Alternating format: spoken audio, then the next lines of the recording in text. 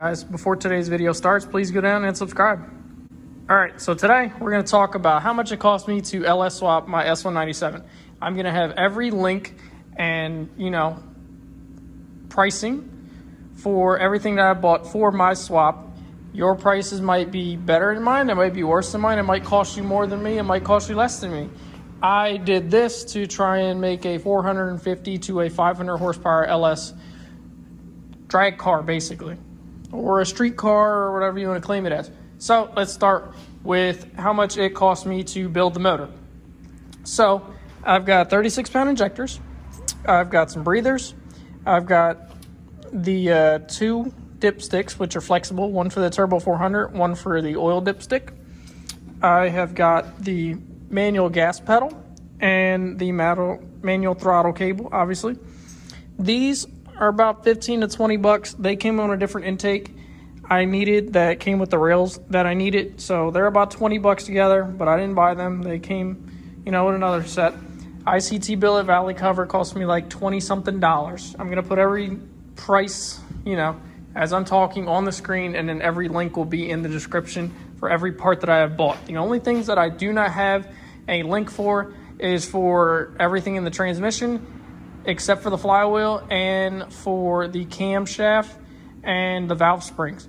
I bought the camshaft for this is an ISKI Racing 615, 613, 286, 296 duration camshaft.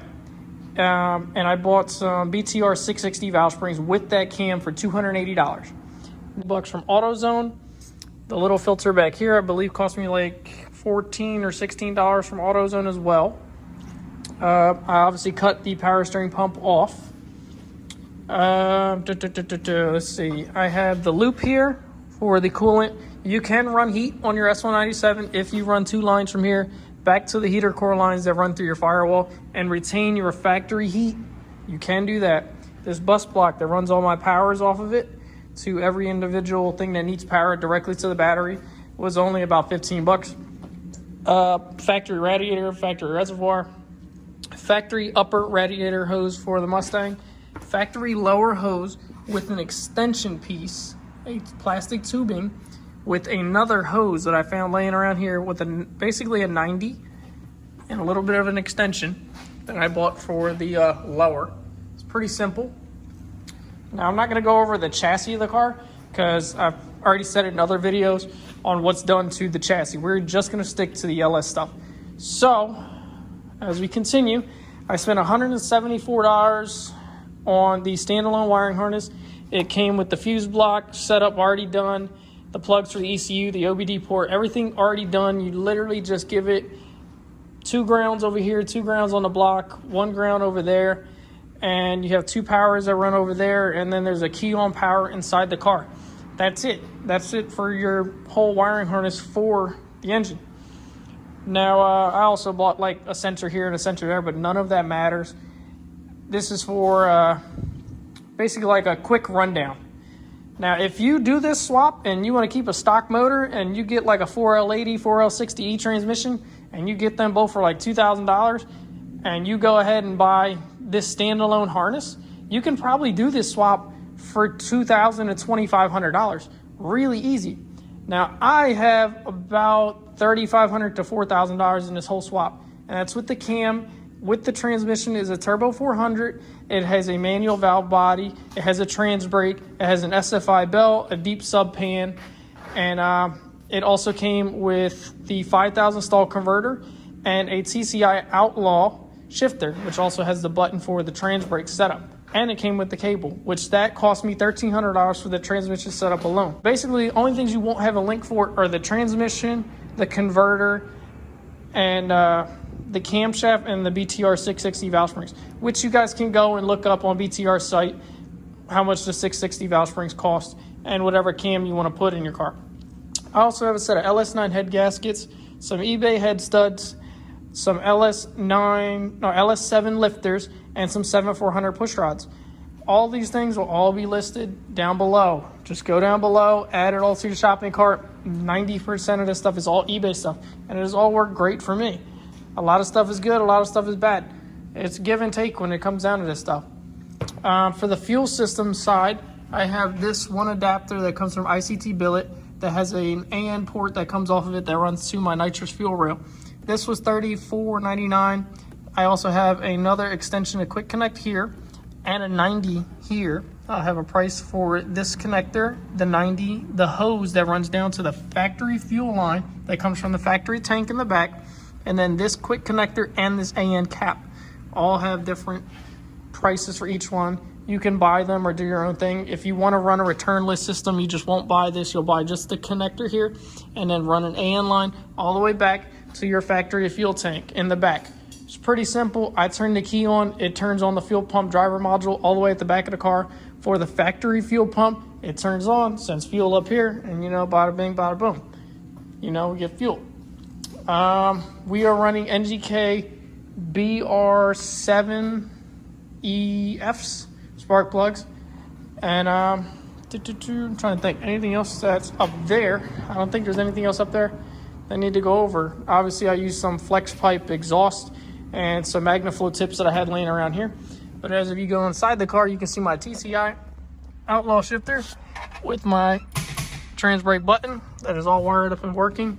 I have this switch panel. I need to finish mounting it up. They're sending me a new one because this one had a burned out button and ended up started smoking and stuff like that. I ended up fixing it and putting it back together just for temporary use until the new one shows up. That's just there just so I can run the car and whatnot, just to make sure everything's good up here, because we had an issue where I kept on getting a misfire and one of the coils wasn't firing, and it wasn't even that. It ended up being that the plugs all fouled out. We still need to do a little tuning adjustments here and there, but it will all get fixed as usual. We are always ready to fix something around here. But I also have my Submit Racing adjustable shift light, my Android tablet, which cost me 56 bucks. I have a glow shift temp gauge up there, and there's an adapter down below that goes onto my tranny cooler line that runs back to the cooler all the way at the back of the car. But I just wanted to give you guys like a quick rundown.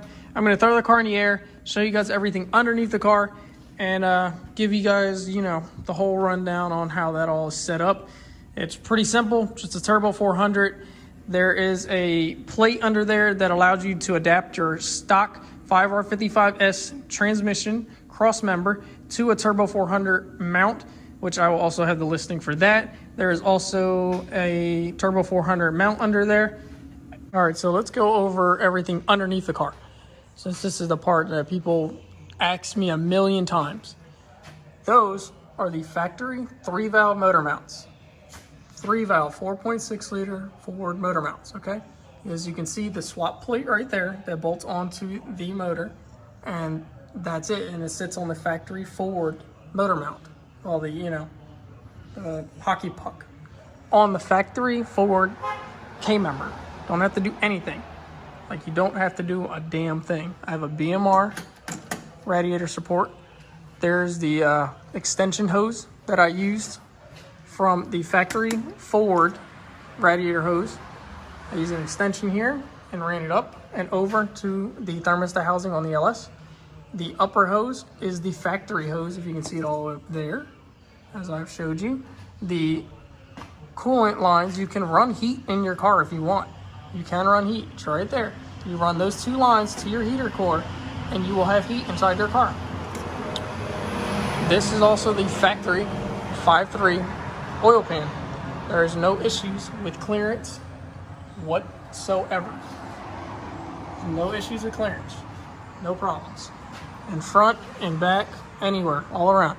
If I drop the rack down, I probably have about 4 to 5 inches of clearance between the subframe and the actual oil pan, which I could probably do bearings and everything inside the car. I just looped this just for right now. Obviously on that side is the other Ford motor mount with the plate on the factory Ford hockey puck. Don't have to do anything there. Back here, obviously got an SFI Bell Turbo 400. This is a 5,000 stall converter. This is an SFI flywheel, or a flex plate if you want to call it. Turbo 400, deep sub pan. Obviously you got your shifter linkage here that goes up to my TCI Outlaw shifter. I just installed this, which is a UPR 10 through 14, or it's like a 10 through 18 drive shaft safety loop that I was able to hog the hole out just a little bit on both sides and use it on my 05. That was no issue. There's the plate that you can use your factory 5R55S transmission cross member. With this plate, it bolts onto the factory Turbo 400 mount, and you don't have to adjust anything. As you can see, factory 5R55S transmission cross member with that plate bolts right into the factory holes on your S197 as well. So you don't have to do anything there. Obviously, I have my transmission cooler lines that run back there, and obviously that's about it with the Turbo 400. So guys, sorry this is a long talking video, but as you can see, it's a pretty simple swap. Anybody can really do it. Can't say you'll do it in your damn driveway. I can't say you can't. You can obviously do this swap for a lot cheaper. You can do this swap for a lot more. You could spend $10,000. You could spend $15,000 and get a Billy badass, you know, LS setup, crazy transmission setup, 9-inch rear end, you know, bunch of crazy badass shit for a street car, or you go full pro mod. But like I said, I've got about $3,500. I'm gonna have about $4,000 into this whole thing done. Drive shaft running, driving on its own. I'm ready to go racing. Obviously, I got lucky with how much I spent on the motor and being able to do a lot of stuff myself. But it is what it is. Things happen. Things work out better for others than, you know, me. But maybe you'll be able to do this for cheaper. There's definitely a possibility. Like I said, stock stuff, you could easily do this swap for $2,000, $2,500. Easily. It doesn't take much, honestly. I mean, don't expect all your gauges and stuff inside the car to work unless you want to work real hard or go real easy and cheap. Holly, you know, the ghetto make-a-wish Holly system I did with the Android tablet. But I hope you guys enjoyed. I hope you guys check me out for the next video. Stay tuned. Please subscribe, and catch you guys in the next one.